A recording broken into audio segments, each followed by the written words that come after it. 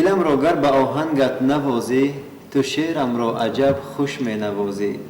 پس از مرگم فراموشم نسازی، یقین است نام من را زنده سازی. السلام علیکم تماشاگران تلویزیون ریگر و درود به هواداران برنامه فرهنگی و فراغتی روزنه دیدار. چون شما تا چند روز آگاه بودید، البته در مهمانی نوبتی برنامه روزنه دیدار حاجی افضل شاه شادی، آنی که قلب‌های ما را با سرودهای عاشقانه و عارفانه تسخیر کردند. این لحظه مهمانی ما هستند. استاد را خوش آمدید میگیم. سلام باشید. و استاد عزیز سرول برای آنها مخلصانی که در کوچه و پس کوچه ها ما رو یعنی که نگاه داشته مجبور میکردند و حتی طریق مکتوب و تلفن ها نیز میگفتند که استاد رو به برنامه روزنه دیدار کنید. چی گفتنی هستید؟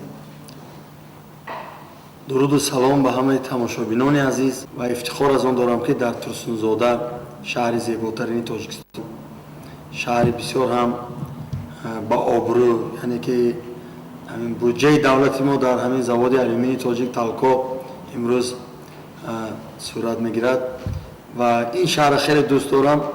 سالهای زیاد میبینم شهری نو، حصار، ترسونزاده، نون نمک مردم خوردم، تویاشون به خدمت کردم و این مردم بسیار صنعت پسند، قلبشون پر از جوش و خروش جوانمردی و البته به همه هواداران شعر و سرود سلام و درودی من عرض میکنم. و اولین روزی فصلی یعنی فصل تیرما، اولین روزی ماه نوامبر، یکم نوامبر امروز که است، مبارک بود میگویم. در این ماه هست همه میوه ها، همه سبزوات مردم استراحت بکنن، دم میگیرن. بجز این میوه های و این سبزوات و این خربوزه و تربوزه و انگور زیبای ترسونزاده، سرودی ما هم اگر اینها کم ترک دم تیاد اگر ما خوشبختیم. سلامان باشید استاد. و واقعا البته مادامی که خب تمام میوه و مثلا سبزوات هست، اما در اون خانه که به اندیشه من سرودهای حاجی افضل شاه نیست. البته خانه کمی سرد است و همون سردی خانه رو گرم میکنه سرودهای شما. و البته و هر انسانی که کمی میخواد که معنویات زیاد باشد، حتما رو به سرودهای شما و دیگر سرایندگانی که البته در برابر شما میخوانند میارند. و استاد عزیز، چون ما طریق تلویزیون خب با سربلندی اعلام کرده بودیم که استاد مهمون ما میشوند و اینجا سوال‌ها نیز آمدن، اگر اجازه باشد برای شما. فرمایید. خب مدینه از شهر ترسونزاده محله دوم میگن که سوالی البته اینجا شاگردان شما مخلصان شما در هر باب یعنی که سوال کردن. سوال اولین چیزی است که میگن آیا مدینه بانو میگن که آیا راست است که شما به وصال دوست داشتهتان نرسیدید و اگر راست باشد این شما امروزها خوشبخت هستید؟ دوست داشته در جوانی میشد اول عشق. بله، این کس همون اول عشق را به نظر دارد. بله، همون اول عشق است. یک بسیار شور و مغل خوشبختی و جوانمردی و دوتاز، آخر عشق گیره ناله. یکی من گمان میکنم که خوشبختم از آن که خانمم یعنی عائله من، زنی من، فرزندای من شکر خدا هستند و من با اینا خوشبختم. با اون عشقای اولینی که بود و یک افسانه بود گذشته رفت، باور کنید. بله، یعنی امروز شیرین‌تر از اون دوره امروز شیرین‌تر است. و نازنین بانو از شهر ترسونزاده البته مخلص اشدی شما بودند، اگرچند که ازبک زبان بودند. خب این کس میگویند که سرودی سبزینه را به کی بخشیدند؟ سرود سبزینه در امریکا تولد شد، در امریکا.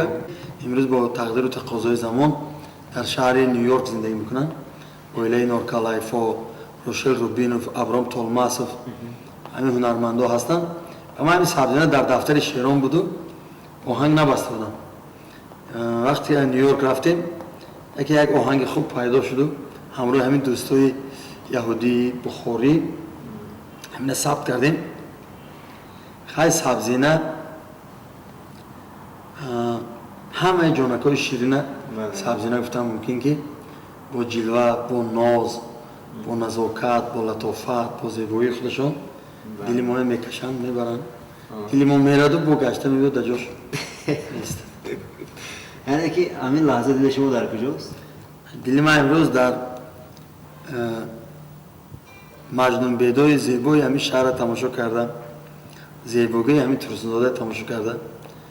گفتم که تشکر بر رهبریت شهر ترسونزاده و همه همین جوانمردایی که امروز میکوشند که تاجیکستان رو آباد کنند و جوانمردایی که تالکوی امروز آباد کردن علمی زاده. همین شهر را دیده بسیار فکر کردم، گفتم که یک وقتایی بود که این شهر ویرانه بود، اینجا جنگ بود، بی‌صاحبی بود و شکر خدا که امروز دولت ما صاحب دارد، سرور دارد و خلق ما امروز به تنجی رو آورده است، به آبادی کشیده ایستادیم. و اسماعیل از دهه چرتک شما رو پیشکی با عید قربان تبریک کردن البته و بسیار خواهش کردند که شما سرود جوانی رفت رو که خب سالهای اخیر باور میکنم که بهترین سرود شنیدنی باب است، برای همین برادر ارجمند و دیگر مخلصان برنامه رازنه دور طریق زنده سروده باشه.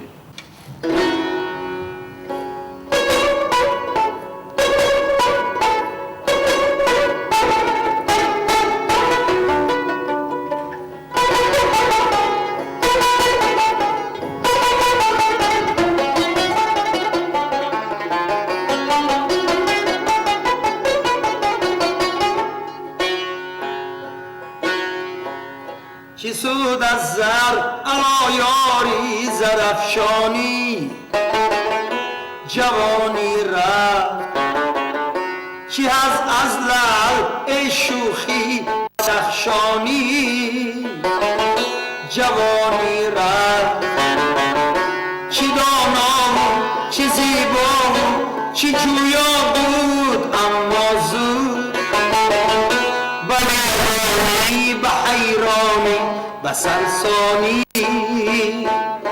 جوانی رفت بنادانی به حیرانی به سرسانی، جوانی رفت.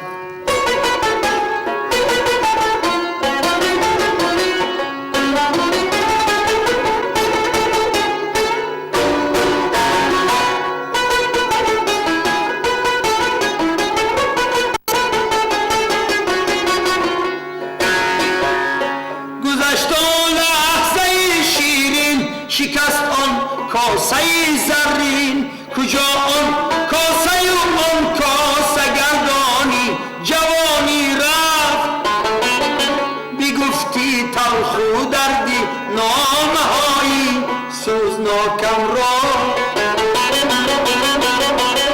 خطی بطلان زدی شیرینی خطلانی، جوانی رفت خطی بطلان زدی شیرینی خطلانی، جوانی رفت جوانی رفت جوانی رفت.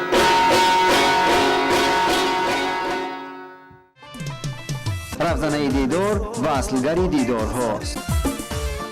و استاد عزیز چی سود از زر چی هز از لعل، یعنی که هر دو معنای اون که چی فایده از زر و سیمان جوانی رفت. واقعا درست است که وقتی که جوانی می رود سیم و زر اونقدر مثلا برای انسان پسند نیست و برگرداندن نمیتواند همون سیم و زری که ما داریم جوانی رو. البته درست است. سیم و زر جوانی این آموختن علم و هنر در جوانی، کسب یاد گرفتن و یک چی آموختن است. وقتی که حاضر جوان هستن و جوانای سعادتمندی تاجیکستان اگر خوانند زبانهای انگلیسی، عربی، هندی، همه زبانهای مختلف دنیا، روسی آموزند، یک چی کسب به خودشان کنند پیدا کنند و یک چی شغل کنند و یک چی یاد گیرند، آموزند در وقتی بعد از 40-50 سالگی همون چیزها خیلی در کار میشد. وقت از اون که نخوندن نآموختن، وقتشون بیهوده گذراندن، جوانیشون به نادانی به حیرانی به سرسانی گذراندن، بعداً پشیمان میشن. پشیمانی جوانی رفت. و استاد عزیز البته شیرین از شهر نویای شهر نو میگن که شهرتی که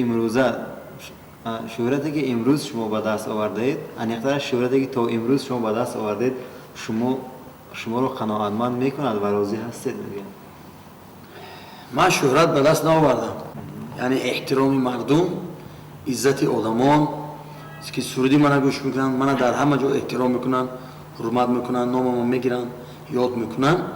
مردم من به امروز آورد و سیدای بزرگ میگوید که هر کی با دشمنی خلق روانه است چو بحر زود باشد که سر خویش چو گرداب خورد.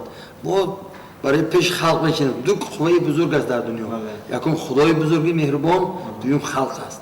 هر کی به همین دو حرمت سزاوار گردد انشالله در روی زمین خار نگردد. که شما واقعا مخلصان خویش را احترام میکنید و از راه دور به اینجا آمده. من بسیار سپاسگزار هستم و مخلصان نیز وقتی که تلویزیون رو تماشا میکنند برنامه رو البته بسیار خرسند نیز میشوند. خب فضلا از ناحیه شهر نو باز هم میگن که طرز زندگی حوزیره افزایش‌ها رو دانستن میخوام که مثلا شاید اندیشه میکنن که غیر عادی شاید اندیشه میکنن، اما برای مخلصان میفهمونده ساده ساده زندگی کرده عمر به سر میبرن و خدا به شکر فرزندان تربیه میکنن. فرزندان در امریکا تحصیل میکنن، 5 سال شد اونجا زندگی میکنن پسران و هر سال میرم یک ماه دو ماه در امریکا میستم، میبینم و مهمان میشم و خیلی اونجا بعد البته یک برنامه میکنم و کنسرت میتم به مردم شهر نیویورک و دیگر شهرها. لیکن در دوشنبه زندگی میکنم. هر وقتی که میشم یک طبعم خیره میشد میرم پنجکن یک آشی پنجکن میخورم، دو سه روز کیف میکنم در پنجرود و باید رو دکه زیارت میکنم و میگردم میبیم. هر وقتی بازیخ شم بود یک اونجا خواهم میرم یک کلوب شکراب کلوبی میخورم، یک دو روز مردم کلوب از صحبتاشون لذت میبرم. بعد میبیم شهرینر ترسون زاده حصار اینجا خیشوی نزدیک دارم، جوروی نزد دارم، نان نمک اینایی میخورم. اساس حیات من در دوشنبه میگذرد. 24 ساعت زندگی من 3 ساعتش حتما کتاب میخونم، حتما همیشه کتاب میخونم، در جستجو هستم و البته مشق بدن میکنم هر سحری، میدوم کم کم آب خنک به سر کتی زمستان و تابستان خودم یک بار میپرتم حوض خنکی آب خنک با الکه این عادت شده که اگر این کار نکنم همین روزم خوب نمیگذرد و البته خودم خوراک میپزم به لذت، برای که خودم پزم کیف میکنم، زیباترین خوراکای میپزم. از خوراک خودم کمبودی مییابم، خوراک خودم به خودم کمبودی نمییابم. بعضی وقتا ارگوتی ها جوره ها هستن، ازبک ها بچهای فرغانه هستن که خوراک میپزن، اونا یک وقتا میگن که از شوکه خودتون در حقیقت خوش رو میپزید. من همین اوقات میپزم زیره هم خیلی تول داده میپرتم دیگه، همین دسترخوان خوش رو کرده همه چیز خودم سالاد میکنم. سالاد بادرنگ رو بعد میبینم، پمیدور همین گلمانند است که روز میگن اون ریزه کرده جانون کرده یک چی تیار میکنم. بعد همون ردیف با که کم سیر شده خورده یک لذت از خوراک بردن، حتما یک سرود نو یک کتاب گرفته یک چی برای خودم میکنم. خیلی نیافتم با شاگردان میابن آهنگوی من نمیابم اینا میابن، ما همکاری میکنیم با همه همکارای خودم. خدا به شکر وقتم کوشش میکنم که به خوشی گذرد. البته هر جایی که من دعوت کردن پیشتر راستیگم میرفتم، وقتی سال بالاتر رفته است هر جا نمیرم راستیگم، یکچین جای دلخواه میرم، هر کجایی که گفتن راستیگم نمیرم، چون آدم هستن که همین ساعت شتا یک دوستا که چخچخ میکنن دعوت میکنن الو اکو بیاید التماس فلان جا دعوت میکنن خیلی جواب وقتا کوشش میکنم نروم. استاد عزیز دعوت ما رو شما چگونه پذیرفته؟ دعوت شما من از اون پذیرفتم که بجز ترسونزاده، شهر نو، حصار، یک گوشه ازبکستان، سریاسو، اوزون، تاجیکای اونجا هم کم کم تلویزیون شما میبینن. بیشتر از شگان به خاطر اونا آمدن که اونا هم بینن، اونا هم یاد کردگی هستن. چند سال ها شد که ما بیشتر هر روز ما همونجا بودیم. این وقتا خیلی مناسبتون خیلی خوب نیست که مثل سرحدا محکم و راه ها محکم، افسوس. انشالله که این روزا میگذرد که شده میشد، رفت آمد میشد. به هر حال من برای مردم تاجیک زبانای عزیز و اصیلی که در اون طرف مرز تاجیکستان هستند، اونا هم که تماشا میکنن تلویزیون ترسونزاده، اونا احترام کرده اینجا تشریف آوردن. و استاد یک چیز میگم شما شاید باور نکنید، سرودهای شما چقدر که در تلویزیون دیگر پخش میشود باور دارم در ایران تلویزیون پخش نمیشود. برای با اون خاطر که ما برنامه تبریکاتی داریم، هر شب درخواست میکنن که سرودهای افزایش‌های شده. واقعا ما خوشبخت هستیم که سرودی با مضمون رو یعنی که درخواست شکر شاید بجز استنافش هم باشد، بجز شهر خوجا هم باشد، اونجا هم خیلی زیاد کنی بادام اسفره ماسچو باور که اقدار همین کنسرت به نزدیکی رفتیم برنامه داشتم در استرافشان در تریزه شکسته مردم در اومد در خوجان 2 روز برنامه داشتیم 2 روز بلیت نیست چندین آدمای کلان مرتبه دار و وظیفه دارا زنگ میزنن که آخه بلیت تمام شده ما چه کنیم برادر خیر من بلیت فروش نیستم ولی خیر اومدین بلیت تمام عیبی من نیست بیشتر نگرفتید شکر خدا که اینجا میگه البته ترسونزاده که شهر دوست داشته من است و با اینجا مردم ازبک زبانی که اینجا هستن و اونها هم جانای جگرای ما هستن اونها هم همدیارای ما هستن اونها هم دوست داشته ما هستن که اونها ما دوست می‌دارن ما اونها دوست می‌داریم ما هم یک آدمی اگر عبدالرحمن جامی و علی شیرنوایی مولانا عبدالرحمن جامی یک 15 ساله که دیگه همراه زندگی می‌کردن شاید که همین زبان‌ها یک جای می‌کردن که دیگه همین زبان هم بینش به تفریقه پیدا نمی‌شد یعنی ما عرف و عادت توی رسم و رسوم خشت باری قدا اندگی داریم و همین مردم اینجا هم خیلی دوست می‌دارم راستی خب بازم از نهایی شهرنام مخلصان شما فراوان هستند بشارت بانو میگن که تا آماده شدن یک ترانه چقدر زحمت پس سر می شود؟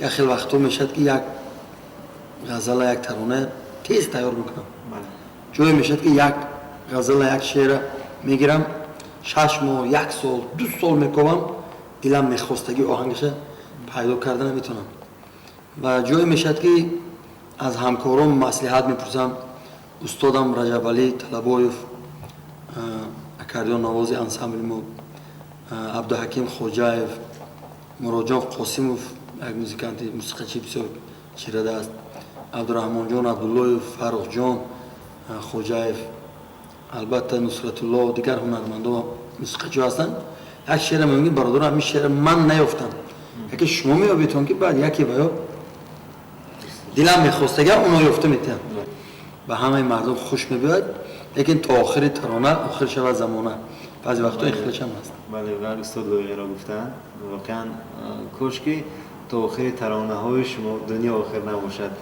و اینجا دلافروز بانو از محله دوم شهر درباره لحظه‌ای که با استاد لایق بودید نقل کنید. استاد لایق استاد واقعی ما بودن بزرگی ما بودن بزرگی ما هستند استاد لایق من پسرخان اعلان کردن در تمام تاجیکستان همکاری ها کردیم یک 26 سال 27 سال و آهنگای من معقول نمیکردن اگر با من دیگه آهنگ میساختم در یک غزلشون در یک شعرشون و بسیار سختگیر بودن بسیار جوانمرد بودن دروغ پرستش نداشتن جوانمرد نمیفروختن آدمگیریشون خیلی بلند بود ملت دوست می‌داشتن صمیمیت آدمیشون خیلی زیاد و خیلی خوب بود آغاز تا همین ترسونزاده آمدن ما یک آش کردیم در خانه و استاد گلنظر و حق نظر مهمان من بودن گلنظر کلدی حق نظر غایب از کلاب و استادا که نشستیم نیکبخت جان حاجی بودن اکای بحردین و دیوشتیش یک جیان است ما همراه آش سبزی زردی پنجگین که آش کردیم استاد حق نظر و استاد گلنظر هر دوشون استاد لایق یاد کردن و منم کمک یک صحبت به همینجا گفتم که یک سرود دارم که زندگی باقی است یاران میروند در شمار بیشماران میروند نامدار تا بپاید دیرتر از جهان بس نامداران میروند تا گل خندت برای عاشق زین گلستان گلعذاران میروند آرزومندان به یاد روزی نیک روزی برف و روزی باران میروند تشنگان اندر تلاش قطره از کنار چشم ساران میروند عاشقان و شاعران مثل من در ردیف 100,000 میروند عاشقان و حافظان مثل من در ردیف 200,000 میروند این دنیا هم خیلی که استاد لایق همه چیز برای ما گفتن نصیحت کردن فهموندن و اساسی بزرگی استاد لایق در آن است که اون کس فرزندی اصیل ملت تاجیک بودن که در روی دنیا لایق همچون تاجیک جهان اعتراف کرد امروز همه زبان ها کردی کتابشان امروز به نشر رسید و تب رسید استاد لایق مردی واقعا عزیز بودن بزرگ بودن و وقتی که در تاجیکستان بدبختی ها روی داد وقتی صلح قریب می آمد گفتن که امامی دو طرف را میکنم تبریک که تاجیک می شود نزدیک با تاجیک یا که جنگ خانمانسوزی ما بگذشت صلح بنیادکاری ما آمد در انتظار ما آمد و همین چیزایی بود که افتخار داشتن برای صلح و برای تنجی مملکت تاجیکستان. لایق باوری دارم که بعد از چند سال حتما قهرمان ملت، قهرمان تاجیکستان میشوند، برای که این اعتراف میشد، این چیز میشد، چون کسی دلش به خلقش به ملتش سوخت. یک بیت هست میگن که دل به دریا بزنم تا دل دریای هست، سر به سودا بزنم تا سر و سودای هست، پی یاری بدوم تا بودم پای روان، غم یاری بخورم تا غم دنیای هست. اون یاری که غمش میخورم گفتن اون ملت است، اون یارشون ملت بود، یاری لایق ملت بود. رفزنه دیدار و اصلگری دیدار هاست. در ردیف یعنی همین سخنان شما باز دلشاد رحمانوف سوال میکنند که چرا استاد اوج افزرشاه شودی بیشتر از اشعار استاد لایق ترانه میخونید؟ چون که شاعران بسیار که لایق شدن یک تاست و شاعری روان شاد و عزیز خلق ما خدا ساده، روان، رودکی وار سرایدن گفتند که خواهی نخواهی دیگرای میخوانی خوب، لیکن استاد های خوبتر.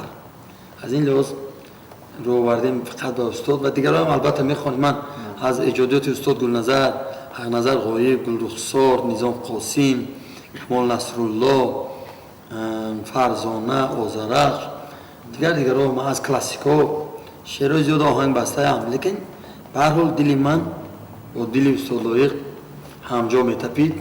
امروز استاد که نیستن میخوام که همین نبودنشون مردم احساس نکند و باز از سر نموکسه روز به روز چیزایی نوشونه از شعرشونه آهنگ بنده استاد عزیز، ضمیر رودکی کونی سخن بود، کلامش ثروت و گنجی وطن بود. این از اشعار کیست؟ استاد سرمد.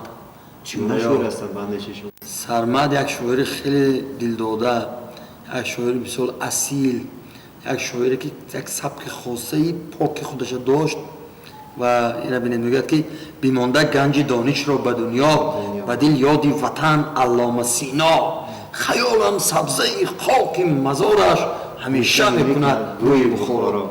یک بهای بزرگ است، بهای بزرگ است. سرمد یک شاعری ناتکرار بودن، ما دوستی خوب بودیم خیلی. بله استاد، من یک ارزو دارم، میخواستم شما برای انسان‌هایی که مردم اعتراف کردن من همین استاد رو باید معرفی کردم. چرا که واقعا از اشعار این کسی من با خبر هستم و اینجا یک ربای استاد انیختنش دو بیتشون میگن که من قدرت درد را نمیدانستم، پایان نبرد را نمیدانستم، از سوزش عشق تا دلم آب نشد، گریستن مرد را نمیدانستم. حاج افزرشاه نیز بار از سوزش عشق گریه کرده باشند؟ از سوزش عشق گریه کردم بارها، و خودم گریستم. من خودم را بارها گریاندم، میراندم، زندگی را بارها گریاندم. در مزار سینه‌ام خوان فاتحه که آخرین لبخند را گراندم. اشک را در ظرف جوشایی چشم با علاب مغز دل جوشاندم. تا بزرگی خدا را حس کنم شش جهت را در دلم گنجاندم. بسیار راستی گپ از عشق ناراضیم، از عشق که به عشق بودم و یک شعر خودم یک وقتا نوشته بودم 20 سال پیش.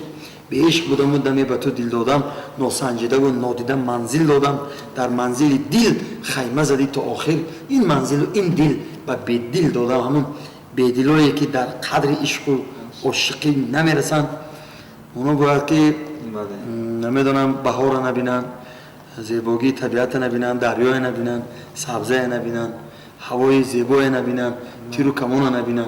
اونا که نمیبینن عشق میفروشن. بله واقعا درست است. و استاد عزیز بسیار از صحبت شما شاد هستیم و چون اینجا شما موسیقی نوازان رو آورده اید، موسیقی نوازان رو البته، و من به فکر من شما در یگان جا نمیخواهید که یعنی که با فنگرام سرود سرید، همیشه میخواهید که نه سرایده هم حتی من همین سوال رو داده بودم و الان بر چه خاطر شما نمیسرید؟ بعضی کنسرت ها میریم که اشتراک راهبرای دولت، اشتراک سرورا کتی میشد، اونجا همه سراسر فنگرام میخونن. برای رژیسور کتی من جمع کردم شما این فنگرام من نمیخونم، خویی نامی من هست من زنده میخونم. بعد میمونم برای من مخصوص میکروفونات جور میکنم و من یگانه برامده زنده میخونم. برای این خاطر من از آن روزی که جناب عالی فرزند ملت تاجیک قهرمان ما گفتن که دیگر فناگرام در کشور ما صدا نتیاد، بعد دیگه فیلم کس با این برای من یک خوبه شد. تو اونو من که فناگرام اون من نمیخوندم، بعدش هم دیگه نمیخونم، چون که هر کسی که برای ملت، برای خلق، برای مردم از صدق دل میخوند، دل را به دل رهیز در این گنبد سپهر، همون دل به دل میرد و هر کسی که فناگرام میخواند باید بر حالش یک سال دو سال به مثل هیزم در میگیرد و خاموش میشد، ایادها میرد. کسی از دل جگرش میخواند باید همین خاکستر شود، هم که سوزشش هست جوانه که آتش افروز است. استاد چون اینجا فیته شما رو میبینیم، البته شما این رو برای ما توضیح بله. و شما بگویید که این لحظه برای تماشابینان از همین فیته کدام سرود رو پخش کنید؟ کدامش که خواهید، همش دلنشین است. خیلی اولینش شعر وطن است. بله. یک آهنگ جالب بستیم شاگردا با دودرکو همنا خوانده ایم وطن، چون وطن مادر است، وطن عشق است، وطن زمین است، وطن سرحد است، وطن بیرق است، پرچم است، وطن پل سامانی است، وطن دل است، وطن جان است.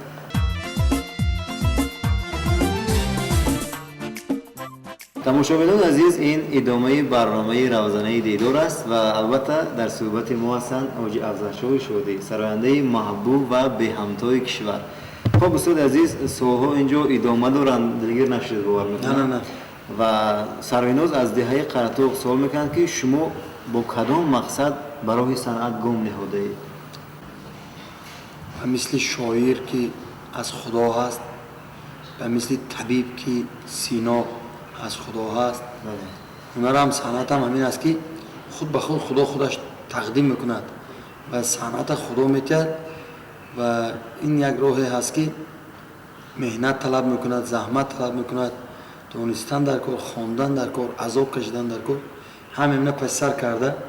گفتم که من هر روز میخونم و یک کتاب اندره مروه نویسنده انگلیس است، تور عنکبوت. یک تورتنک تور میتند، در تورش گوش نمیموند، هیچ کس نیست که بیاد به تور غلطه و خورد، که یک پشه حرام میغلطد. پشه حرام که شوند که تور کنده شود نمیتوند و تورتره میگه که من تو حرام نمیخورم، میگه تو میزند تو همون پشه حرام از تور خودش کنده میکند که گم شود و لحظه میشند گوش نمیموند، چرا همین ناشکری کردم و همین پشه نخوردم و در این زمان یک آروی عسل میغلطد. بعد آروی عسل میگه که من توی نمیخورم، در جایی که تو عسل داری اونجا نشتر میزنم، اون نشتر به زبانهای آدما میتم که اونا عسل شود، هر کس به شیرین سخنی و دلبرداری و گپ ناز و حرف نیک زندگیش آغاز کند. گفته از آروی عسل کم ترنگ میچشد و زبانش شیرین میکند. میگه کاش که زبان آدمای روی زمین هم شیرین میشد که همدیگرشون همیشه یک سخن نیک میگفتن. این خاطر استاد افضل شود. قربانتون. و استاد عزیز، الهام بخش شما در زندگی و در راه صنعت؟ مادر مهربان من حاجی که بسیار یک زن دانشمند هستند، فاضل هستند، عاقله هستند. مادر عزیزم همیشه مصلحتچی من و استاد لوی مصلحتچی بودن، دوست می داشتم که از اون کس هر چی شونم یک مصلحت گیرم. امروز استاد سوربان، استاد کمال نصرالله، استاد خالمراد شریف زاده و جوره های من، دوستای من هستن که اونا که هم صحبت میکنم. همیشه با دوستا هم صحبت میشم که از اونا یک چی کمبودی خودم اصلاح کنم، از اونا یک چی الهام گیرم. و البته خانم من اولین شعرهای من، سرودهای من میشونه و واقعا خانم خوشبخت هستم. و یک شعری که به خودم به نزدیکی ایجاد کرده بودم، خوانده بودم: گرموی سری از سری ما استاد میخواستم با آهنگ خانم و اینجا مخلصان درخواست کرده سرود زنده بسیار تر باشد.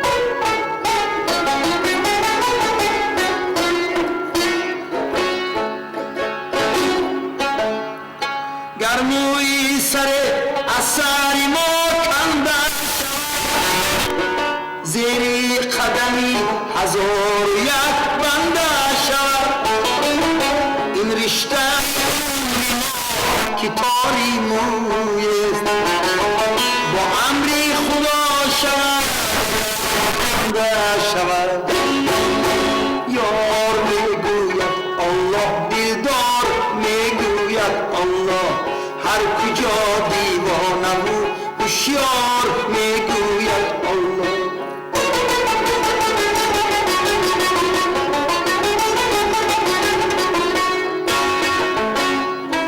از مکتبی نیکانی جهان علم آموز نیکی به جهان راه کشاینده شود حاجی تو سرا از دل سرودی دلکش تا حرف و هجایی رودکی زنده شود یار میگوید الله دلدار میگوید الله هر کجا دیوانه و هوشیار میگوید الله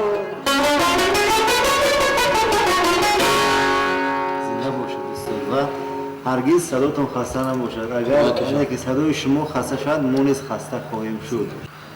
خب استاد عزیز میخواستم که آن موسیقی نوازایی که پس پرده نشستن دعوت کنید و یک سرود زنده رو بازم برای مخلصان تقدیم کنید تا بدونند که مخلصان استاد اینجا نیز نمیخواهند که یعنی که فناگرام مثلا خیلی ممنون برای ما دعوت میکنیم موسیقی نوازان. جان دل رفزنه دیدار و اصلگری دیدار هاست. سودهای بنده تنها با برنامه رفزنه دیدار و این رفزنه خیلی زیبا خیلی دوربین خیلی تازه است که از این رفزنه ما شما را بینیم.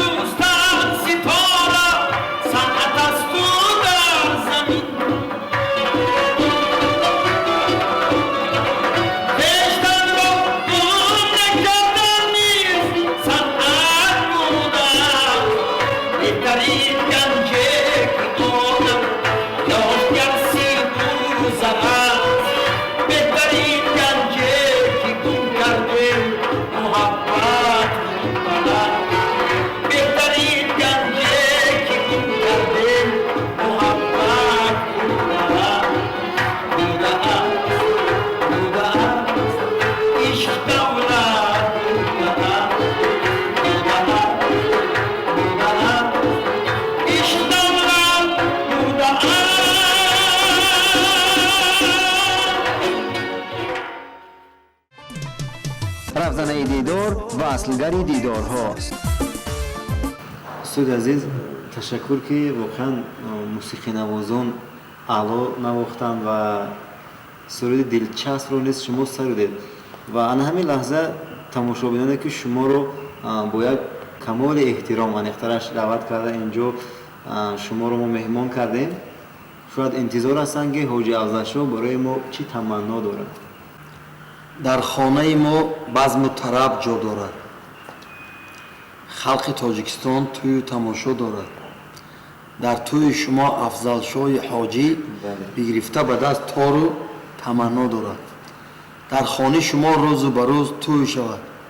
даҳҳо писарони хубу хушрӯй шавад. дар хонаи шумо шакар шавад, қанд шавад, умри ҳаматон ба саъдӣ пайванд шавад.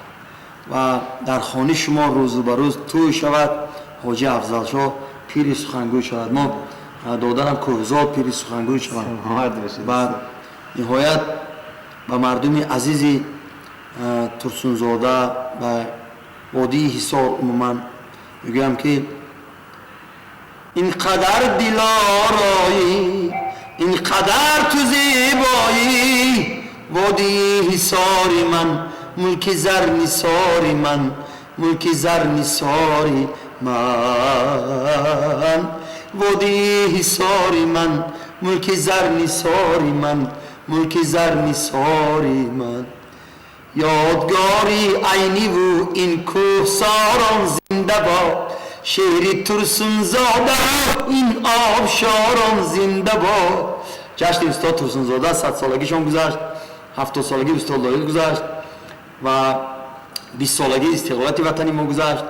бори дигар мардуми турсунзода мегӯям ки ифтихор кунем ки мо фарзандон найраҳои устод мирзо турсунзодаи бузург ҳастем ки ин марди бузург номи тоҷикоя дар ҷаҳон машҳур карданд.